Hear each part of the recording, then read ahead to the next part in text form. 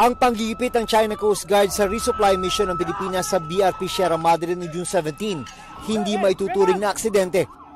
Para kay Seaman First Class Underwater Operator Jeffrey Facundo. Si Facundo ang sundalong sugatan at nilapatan ng first aid sa video ito mula sa Armed Forces of the Philippines.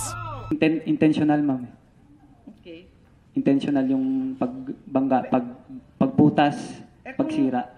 Sa unang pagkakataon, isinalaysay ni Facundo sa pagdinig ng Senado ang mga nangyari ng June 17.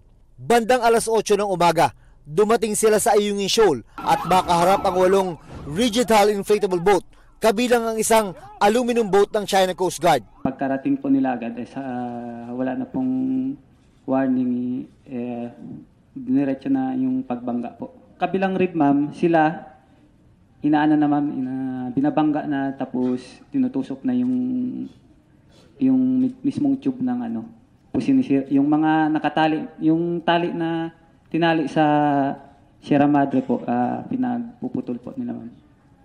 Pero hindi naman pumapayag yung tropa, ma'am, na putulin nila. Kaya yun, ma'am, nagkaroon na ng konting labanan doon. Pero wala tayong armas na gamit. Ikinuwento rin ni Facundo kung paano siya nasugatan sa gitna ng gulo. Yung rib ng kalaban, ma'am, dito sa kaliwa, umangat po, ma'am, pumatong sa rib natin.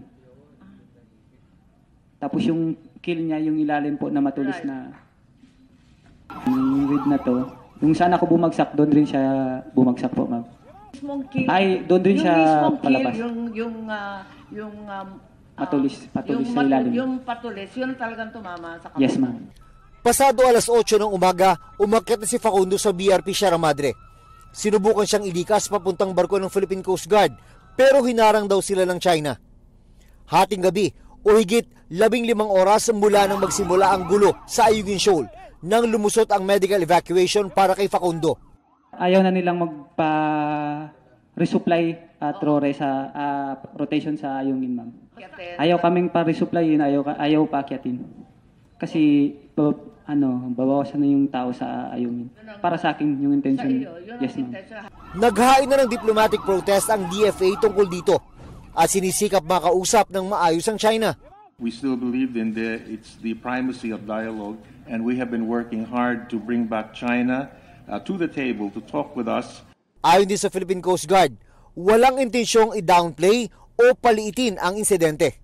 This was a deliberate act, no? Ibig sabihin, hindi siya misunderstanding, hindi siya aksidente. This was deliberate on their part na gumamit sila ng illegal use force, no?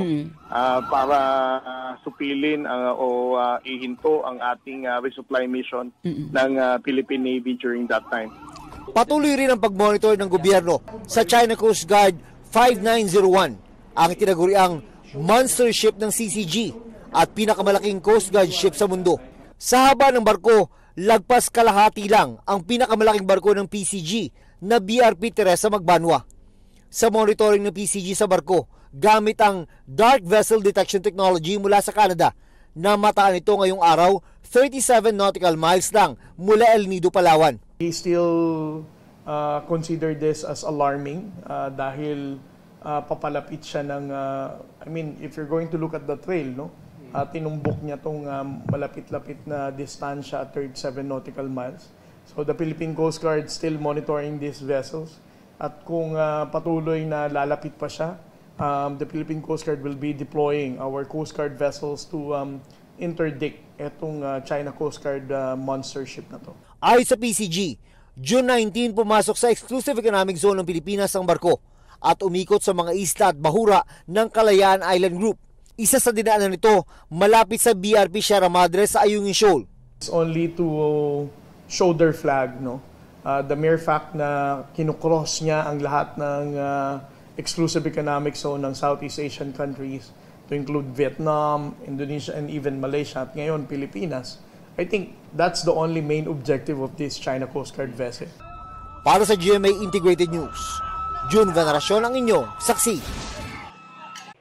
Mga kapuso, sama-sama tayong maging saksi Mag-subscribe sa GMA Integrated News sa YouTube at para sa mga kapuso abroad, samahan niyo kami sa GMA Pinoy TV at sa www.gmanews.tv.